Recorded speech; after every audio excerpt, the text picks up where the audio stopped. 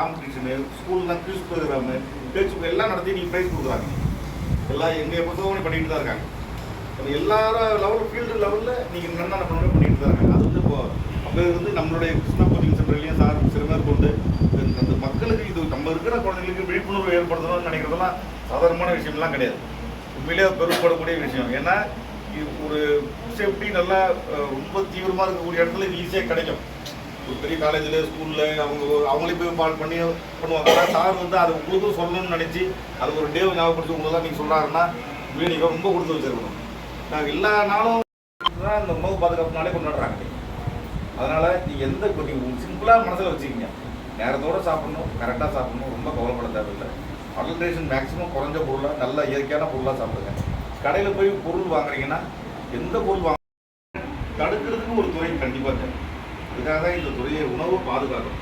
ஏன் நம்ம உடம்பு பாதுகாக்கணுன்றாங்க, மற்றதெல்லாம் பாதுகாக்கிறது நிறைய வந்துருச்சு. டாக்டர்ஸ்லாம் வந்து ஹார்ட்டை பாதுகாக்கணும், லங்ஸை பாதுகாக்கணும், ஒவ்வொரு துறைக்கும் ஒவ்வொன்று இருக்கும்போது அதெல்லாம் விட முக்கியமானது ஏன் நம்மனா prevention is better then cure.